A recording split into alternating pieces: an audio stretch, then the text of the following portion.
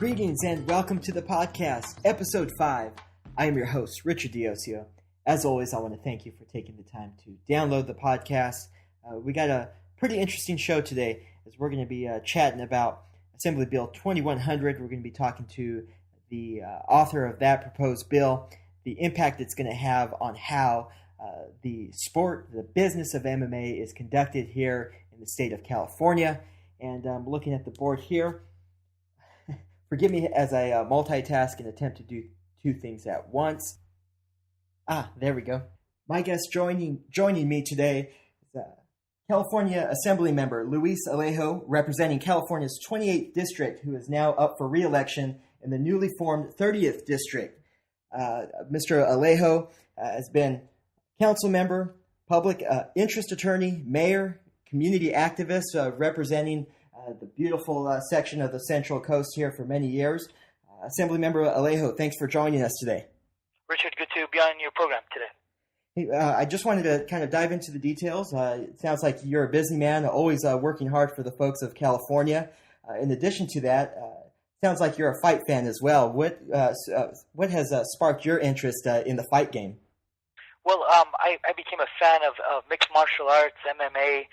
Back in 1993, I was just a young community college wrestler. I had previously was a wrestler and team captain of my high school wrestling team. So when MMA came on the national scene for the first time, it was a sport I naturally gravitated to, and I've been a big fan ever since. And it's really been a pleasure to see the sport evolve over the years, from the few rules that existed in MMA at that time to where it is now. I'm pleased to see the sport thrive and grow and continue to grow a wide base of fans, not only throughout the United States, but throughout the country as well. Yeah, now you have the reputation as a public servant and always keeping an eye on the forefront in creating and expanding jobs here in the state, creating safe neighborhoods, expanding healthcare, promoting and protecting resources for local schools and colleges. Yet you find your passion in the bill that you authored, AB 2100. Can you tell us about that and how that relates to the fight game? Well, as you mentioned earlier, I prior to coming into the state legislature, I was a public interest law attorney. So many times my line of work as an attorney was standing up for the rights of working people throughout California. In my area, it meant a lot of farm workers, it meant agricultural workers, laundry workers, your blue-collar families, who needed assistance dealing with some major or difficult legal problems. And that's what I dedicated myself to. So it's only natural that when we're talking about this growing sport and an issue that was brought to my attention through an ESPN documentary, this show, Outside the Lines, that aired last January, told me and the public about some of the major problems going on within the MMA industry, in particular the fairness in contracts. And so that brought this issue to light. I started researching it and then trying to see what I could do as a legislator to address the problems that were highlighted in the ESPN documentary. Yeah, and since then, again, you have the AB 2100. It's basically just doing that as if you were standing up for anyone else, farm workers, kind of like the blue-collared workers as well. Fighters is just another form of how members of not only the state of California but the United States, worldwide, can make a living. Right. Well, my bill, Assembly Bill 2100, I call it the Professional Bill of Rights for MMA Fighters. It's the first of its kind in any state in the United States. But basically, when I did my research, and it was also actually highlighted first in the ESPN documentary, it said back in 2000, at the federal level, the Muhammad Ali Boxing Reform Act was trying to address similar abuses, the similar unfairness within the boxing profession. And now it's been standard for the last 12 years. But MMA fighters currently are left out of those same protections. And so I basically saw it as a real simple solution, which is how do we extend the protections of the Muhammad Ali Boxing Reform Act to MMA fighters. Now that it has evolved so much, it's grown, I think it's important now within the sport and the industry that we could take the same level of protections and rules of fairness for the entering the low-level fighters within MMA. And basically what I I've seen and what I've studied, what's happening with the sport, a lot of these new and entering fighters or lower level fighters, they're coming in trying to make a name for themselves within the sport, but finding themselves with kind of a take it or leave it approach in their contracts and not having much bargaining power. And so within these contracts, there's provisions that are very coercive and exploitive that really put them in a really tough situation, even in terms of the pay. They're sometimes not even get paid enough to even pay their training facilities, much less to be able to provide for their families. Sure. Now, was there one specific incident, fighter, promotion that really kind of raised the flag and thought that, you know, motivated you to step in, or was this kind of taking a proactive approach in protecting fighters in the state of California, since MMA is in its infancy, so to speak? Right. Well, what really highlighted for me was that within the sport, and the people I talked to, and it was shown in the ESPN documentary, a lot of fighters are afraid to speak out because they're afraid of being blackballed and not being able to get another fight if they speak out about these terms of these contracts. And just to give you two quick examples, something that was being put into many contracts was these merchandising agreements provisions that basically said that the likeness, the image, the name of these fighters belong to the promoter in perpetuity, meaning forever. Sure. Right? A very unfair type of a provision to have in a contract, and not having much not bargaining power to say no to that, because when one of the major promoters within MMA currently controls an estimated 80 to 90% of the industry, it's really hard for a young fighter to then be able to bargain to not have those provisions put into a contract. Another provision that I'm addressing in my bill is what is often called a champions clause, meaning that at the end of your contract, if you become the world champion, the same provisions that you entered as an entering fighter now are the same as a world champion, and so you're not able to, as a world champ, to benefit of better terms, better salary, better benefits because of that paragraph that was put into your contract when you're just trying to start out your career. And so the goal of this bill is basically, I don't want to, and I think the fans don't want to see that a year, 5 years, 10 years from now, that we're going to see these entering fighters become superstars, and in retirement they're living in poverty. I think that's the story that we saw within boxing many years ago. And hopefully we're trying to learn from those lessons and not have them happen with these very rapidly growing popular sport. Yeah, that's an interesting point. And you also mentioned how popular it's becoming and how fast it's growing. With that being said, it seems like as of late, and it looks like certainly this year and going into the next year, California has become a hotbed for the fight game. Just looking at the sport of boxing, down in Southern California, the Home Depot Center's hosting a fight. And then right in our backyard, Robert Guerrero, the guy from Gilroy, he's fighting in the Shark Tank. We got great fighters like Andre Ward, Kareem Mayfield, and I can just go on, and especially, like you mentioned, up-and-comers in the sport of MMA. What do you think it is about the state of California that's attracting these promoters to host fights here? And in addition to that, what do you think it is about California that's grooming or kind of nourishing these fighters, like I mentioned? Right. Well, like I said, the sport has rapidly grown, and it's continuing to grow. I think it's now surpassed professional boxing, it's professional wrestling. It's now televised in 130 countries throughout the world, and California is certainly the biggest market in the United States, simply because we're the largest state in the country. We're a market to over 35 million people, and like I said, it's a very popular venue to hold MMA fights. I think last year we were up to almost 100 professional MMA fights that were sanctioned by the State Athletic Commission, and the number continues to grow every single year. If you just look at the trajectory of through the data of how many fights are more of them are continue to be held here. So within this bill, I think the goal was very simple. All we're asking is for two basic things. One is for the first time to create the professional code of ethics for promoters, which has never existed in any state across the country. And second, we've recently limited our bill to just saying we're focusing on 5 of the worst types of these exploitive provisions that are put into the fighters' contracts.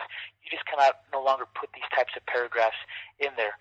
And so we've heard all sides of this bill. We narrowed it down.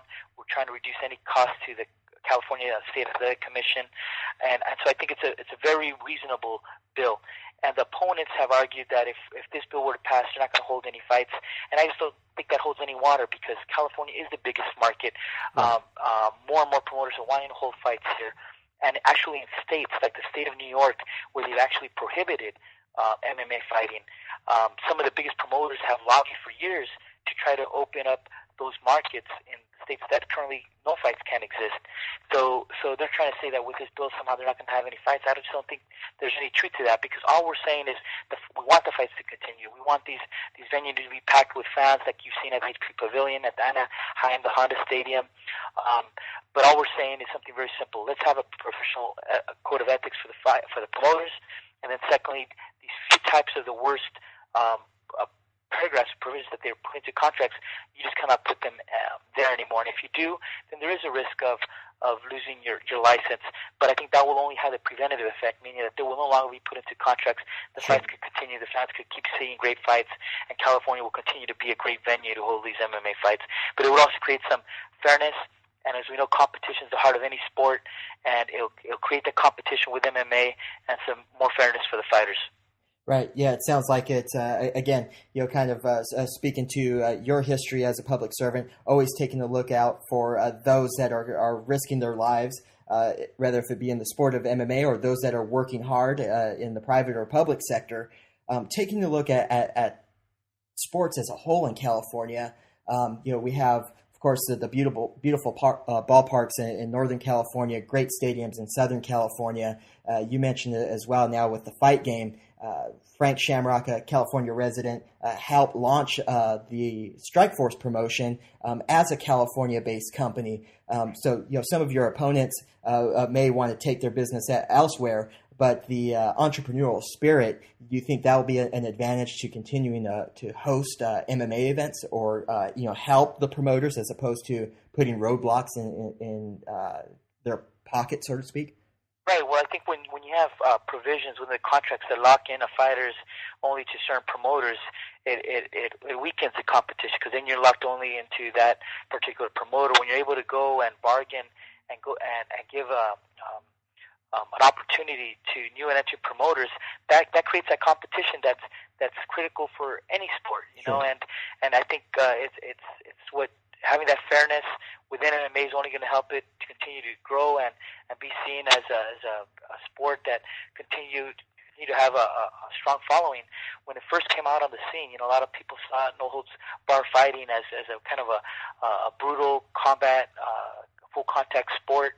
Many of the states initially were very closed-minded to it. They passed laws to prohibit it in those states. And over the years, a lot of them have changed those. There's been a lot of openness, right. a lot of open-mindedness to allowing this sport to continue. New rules have evolved. I think when the sport first started, it was only no eye gouging, no biting. And now there's a wide range of sports that are good because they help protect the physical condition of the fighters.